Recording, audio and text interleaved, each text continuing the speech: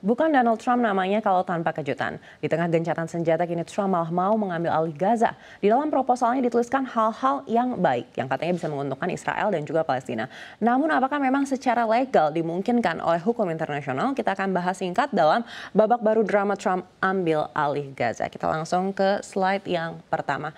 Rencana Trump mengambil alih Gaza ini disebut opportunity of the century oleh Perdana Menteri Israel. Tapi oleh Presiden Palestina disebut slap of the century. Jelas terlihat ya, pihak mana yang merasa diuntungkan dan pihak mana yang merasa dirugikan. Lalu apa sih yang ada di dalam proposal Trump ini? Pertama adalah peta wilayah Palestina yang digambarkan oleh pihak Trump seperti yang bisa kita lihat di layar ini. Masalah Israel dan Palestina ini kan sebenarnya dari dulu adalah klaim wilayah. Palestina telah membangun wilayah mandiri di West Bank termasuk Yerusalem Timur dan juga jalur Gaza yang memang pada tahun 1967 ini diduduki oleh Israel dalam perang 6 hari. Nah, ini yang diajukan oleh Trump. Dia katanya akan menyerahkan wilayah yang sama besarnya dengan West Bank dan juga Gaza bagi Palestina untuk bisa membangun negara Palestina.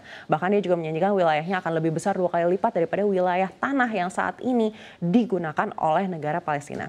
Nah, kita bisa lihat di peta yang diajukan Trump, ini terlihat ada 15 komunitas Israel di wilayah West Bank yang katanya ini akan menjadi wilayah Palestina di masa depan, tapi terkoneksi langsung dengan Israel.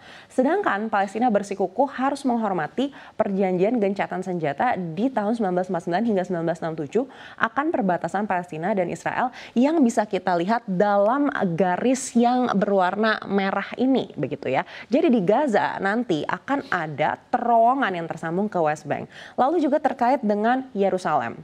Di dalam proposal Trump akan tetap diakui sebagai ibu kota Israel. Kita akan cek slide berikutnya. Seperti yang kita tahu, Yerusalem ini kan direbutkan sebagai kota penuh sejarah baik oleh Israel ataupun Palestina. Pemimpin Palestina menginginkan Yerusalem Timur termasuk Old City yang memiliki tempat-tempat suci bagi agama mulai dari Muslim, Yahudi, dan Kristiani untuk menjadi ibu kota bagi negara Palestina. Nah, wilayah ini juga ditempati oleh lebih dari 350.000 warga Palestina dan 200.000 warga Yahudi. Tapi menurut Trump, Yerusalem seutuhnya akan menjadi ibu kota Israel. Menurut Trump, ibu kota Palestina ini adalah area timur dan juga utara West Bank termasuk Kafr Aqab, bagian timur Suafat dan juga Abu Dis. Artinya semua situs suci di Yerusalem ini akan menjadi milik Israel. Meskipun Trump mengatakan dia menjamin Israel akan memelihara situs suci dan membebaskan agama apapun untuk bersembahyang di sana, tapi kalau menurut Presiden Mahmud Abbas, Palestina tidak setuju bila negara Palestina berdiri tanpa Yerusalem Timur. Jadi belum terjadi kesetaraan di sini. Nah, di luar dari kontroversi, apakah sebenarnya pengambil alihan Gaza ini legal? Kita akan cek slide berikutnya. Rencana Trump ini langsung mendapatkan kritik dari banyak pihak sedari awal. Trump pun tidak bisa menjawab ketika ditanya apakah ada otoritas dari Amerika Serikat yang memperbolehkan hal ini. Dia hanya bisa mengatakan pengambil alihan ini bersifat kepemilikan jangka panjang dan tidak menggunakan tentara Amerika Serikat. Lalu bagaimana tanggapan dari hukum internasional? Jawabannya adalah tidak ada landasan bagi Trump untuk bisa mengambil alih teritori negara lain.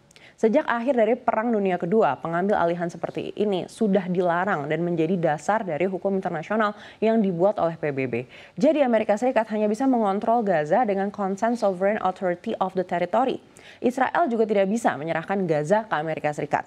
Pengambil alihan ini adalah ilegal di bawah hukum internasional. Trump hanya bisa melakukan ini bila disetujui oleh negara Palestina untuk bisa mengontrol Gaza.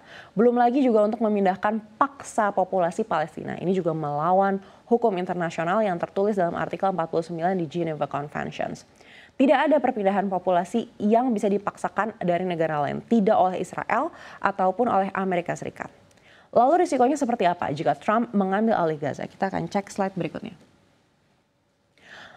Pertama, perpindahan populasi yang dipaksakan ini bisa saja akhirnya dianggap upaya pembersihan etnis tertentu dan bisa termasuk dalam kejahatan genosida yang juga ditentang secara internasional. Belum lagi dampaknya untuk negara-negara seperti Yordania dan Mesir. Ada beberapa poin yang bisa mempengaruhi dua negara ini. Pertama, dari segi politik, tentunya berpotensi memicu ketidakstabilan politik di kedua negara yang berperan sebagai mediator dalam konflik Palestina-Israel. Dan juga tekanan dari dalam negeri ini akan meningkat, serta tantangan dalam hubungan diplomatik dengan negara-negara lain yang mendukung Palestina. Yang kedua, dari segi keamanan. Jika rencana tersebut tidak diterima dengan baik oleh masyarakat Palestina atau negara-negara tetangga, dapat terjadi peningkatan ketegangan dan juga konflik di wilayah tersebut yang tentunya akan berdampak pada keamanan Yordania dan Mesir. Kedua negara ini mungkin harus meningkatkan langkah-langkah keamanan lagi di perbatasan mereka untuk bisa mencegah infiltrasi atau dampak konflik. Ketiga, dari segi ekonomi. Ketegangan di Gaza dan sekitarnya juga dapat mempengaruhi stabilitas ekonomi Yordania dan Mesir. Rencana tersebut mungkin menarik lebih banyak pengungsi dari Gaza dan menambah beban ekonomi dan juga sosial yang sudah ada di kedua negara ini yang masing-masing juga sudah menghadapi tantangan ekonomi yang signifikan saat ini. Yang keempat, dari segi sosial, masyarakat di Yordania dan Mesir ini juga akhirnya mungkin terpecah dalam pandangan mereka terhadap intervensi Amerika Serikat di Gaza. Hal ini bisa menimbulkan ketidakpuasan dan juga protes di dalam negeri jika dianggap merugikan kepentingan Palestina. Berikutnya, terkait dengan hubungan regional. Tindakan tersebut dapat mempengaruhi hubungan antara Yordania, Mesir, dan juga negara-negara lain di kawasan, serta dengan negara-negara besar. Mereka mungkin merasa perlu mempertahankan posisi yang lebih kuat terhadap kebijakan Amerika Serikat di Timur Tengah. Kita harapkan akan ada jalan tengah yang bisa dilakukan dan kita tunggu apakah Trump ini akhirnya bisa memahami bahwa proposal yang diajukannya ini tidak menghormati hukum internasional dan PBB.